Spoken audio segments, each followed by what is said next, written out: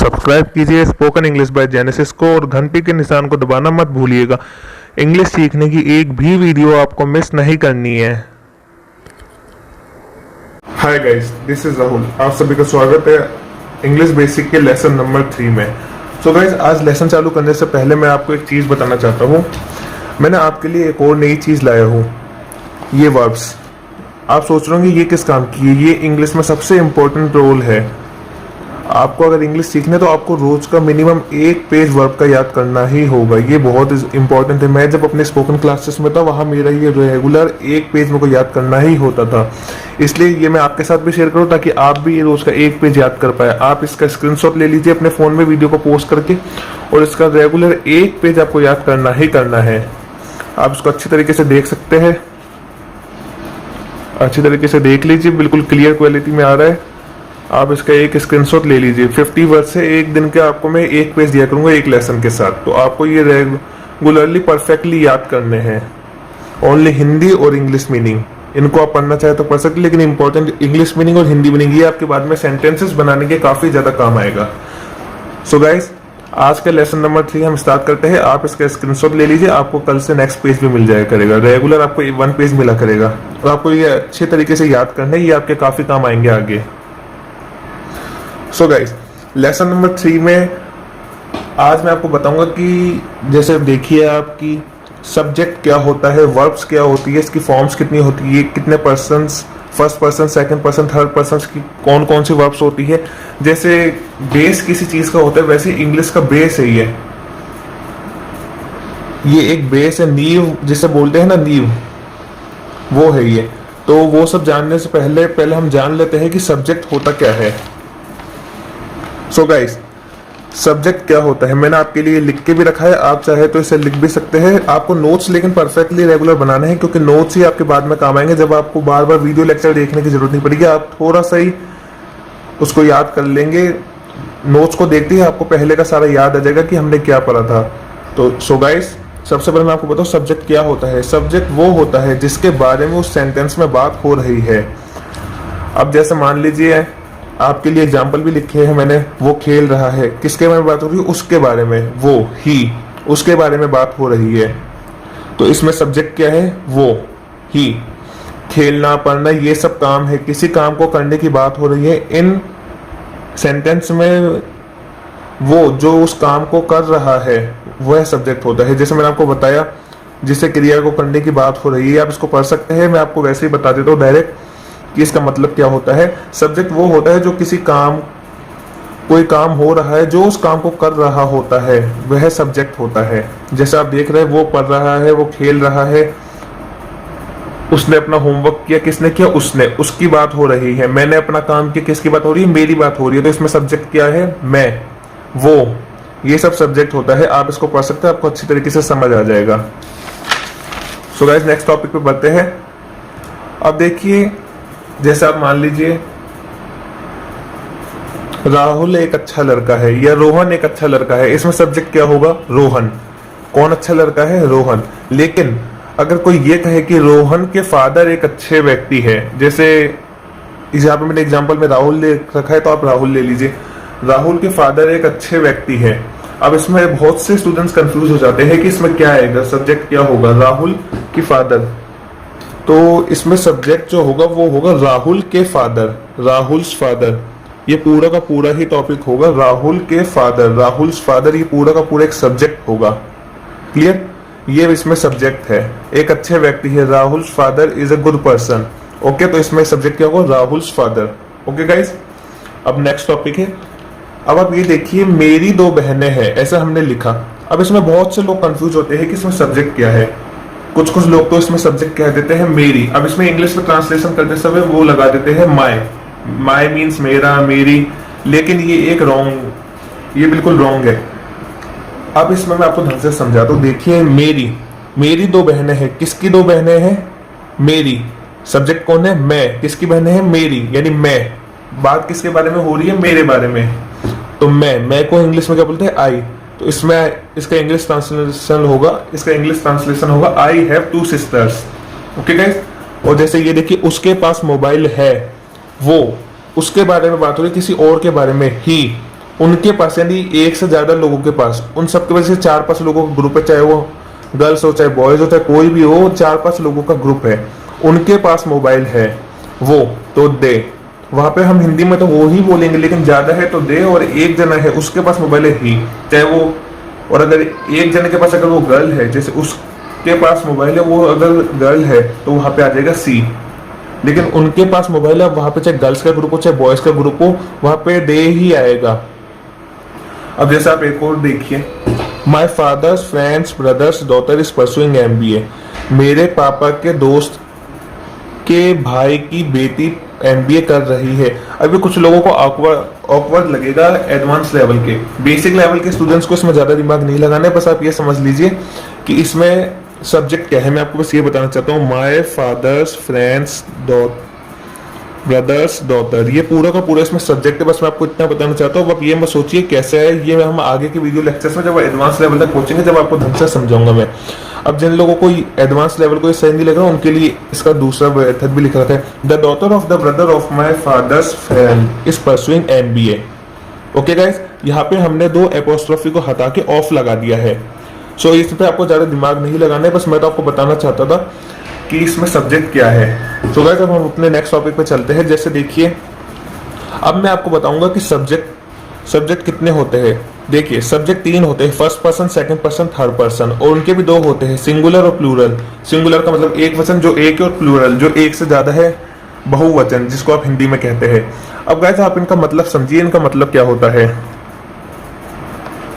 इनका मतलब समझिए आप, फर्स्ट पर्सन, जैसे मैं आपको पढ़ा रहा हूं, या मैं कुछ और काम कर रहा हूं, मैं आई, आप मेरा वीडियो देख रहे हैं, आप पढ़ रहे हैं, आप यानी आप, दूसरा एक जना जो मेरा वीडियो देख रहा है, यू, और बाकी मैं किसी और के बारे में बात कर रहा हूँ, चाहे किसी के भी बारे में बात करो, चाहे एक मोबाइल में अपने मोबाइल से बना रहा हूँ, ये हो गया थर्ड पर्सन है। दे, दैट, दिस, ही, सी, यानी कोई भी तीसरा व्यक्ति, यानी आपको मैं सही से समझा तो, यानी मैं वीडियो बना रहा हूँ, आई, आप वीडियो देख रहे हैं, यू, अब तीसरे किसी की भी बात हो रही है, वो हो गया third person, he, she, this, that.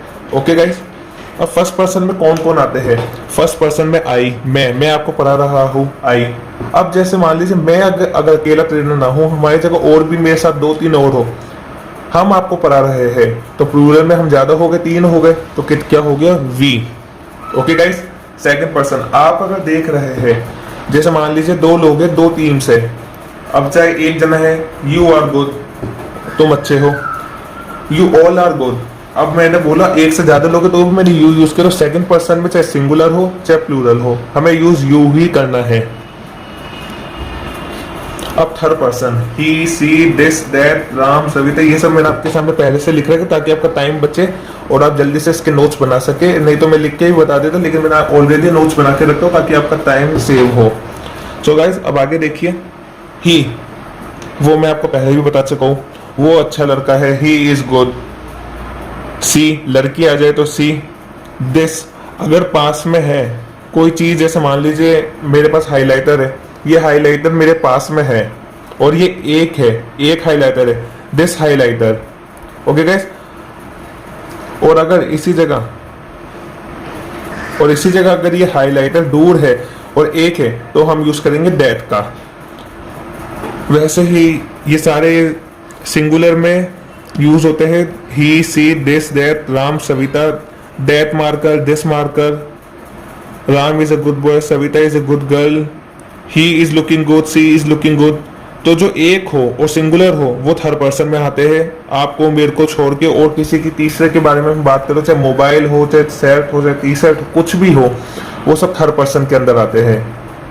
इनका प्लूरल भी मैं आपको बता चुका हूँ, वी, यू। अब मैं आपको इसका बताता हूँ, जैसे मान लीजिए कि ये मेरे पास एक से ज्यादा मार्कर है, वो अगर मेरे पास में है तो मैं बोलूंगा दीज मार्कर्स, दीज, THE वाला, ये देखिए यहाँ पे है। और अगर मैं ऐसे बोलूंगा कि मेरे पास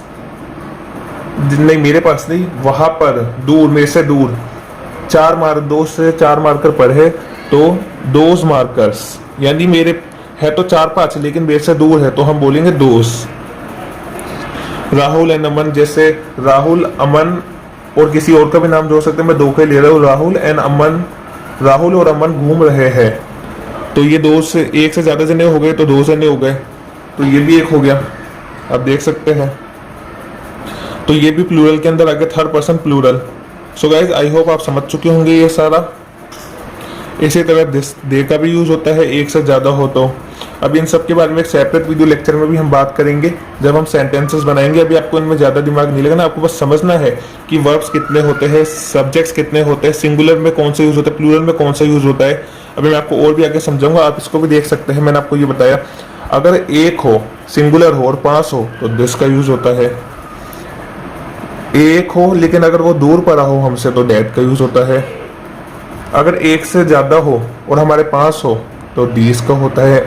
और अगर एक से ज्यादा और हमसे दूर हो तो दोस्त का प्रयोग होता है। Okay guys, clear.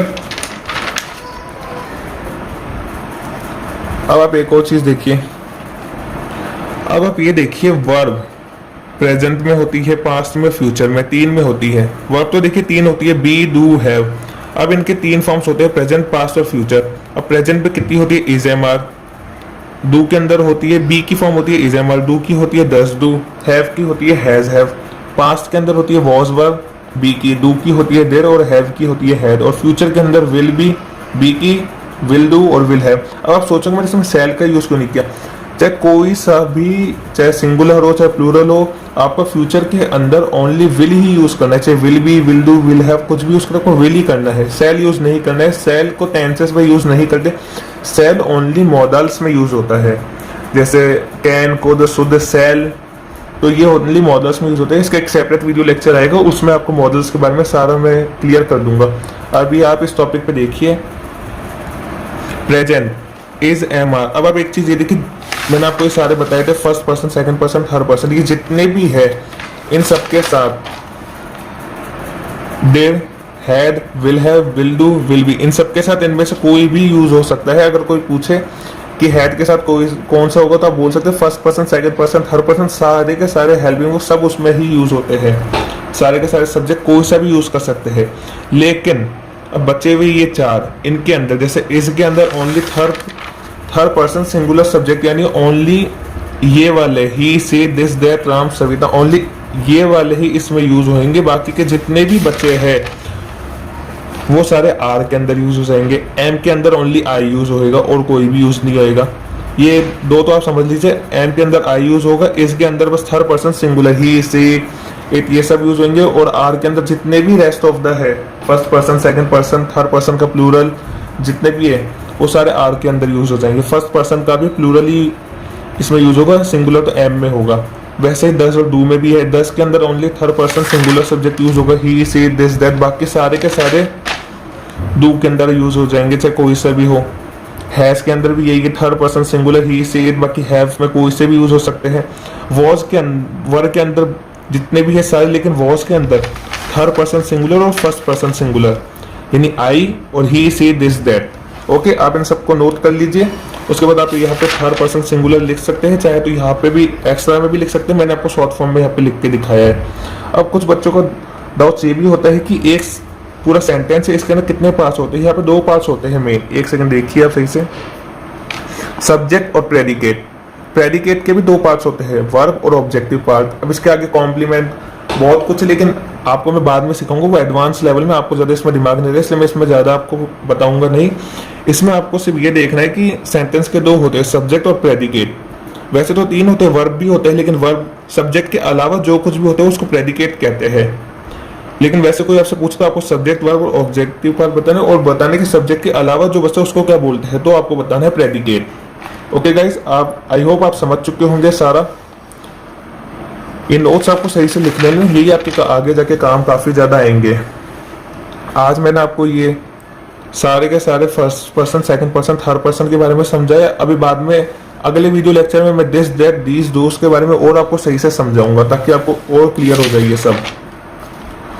और गाइज आपको ये भी अच्छी तरह से नोट कर लेना कि थर्ड पर्सन सिंगुलर किस में यूज होगा, फर्स्ट पर्सन सिंगुलर किस में यूज होगा, बाकी सारे किस में यूज होंगे। सेल का इसमें यूज नहीं होगा, ये भी आपको याद रखना। प्रेडिकेट और सब्जेक्ट के बारे में, सब्जेक्ट क्या होता है ये भी आपको लिख लेना। और सबसे मेन इंपॉर्टेंट चीज आपको रोज का ये जरूर याद कर लेना है, रोज आपको ये एक याद करना ही करना है, ये आपके लिए बहुत इंपॉर्टेंट है। जैसे एबेस का मतलब लज्जित करना, ये सब आपको याद करने हैं। इसकी सेकंड फॉर्म, थर्ड फॉर्म, ये सब भी आप याद कर सकते हैं, लेकिन मेन आपको ये याद करने ही करने हैं। So I hope you like this video. Thanks for watching.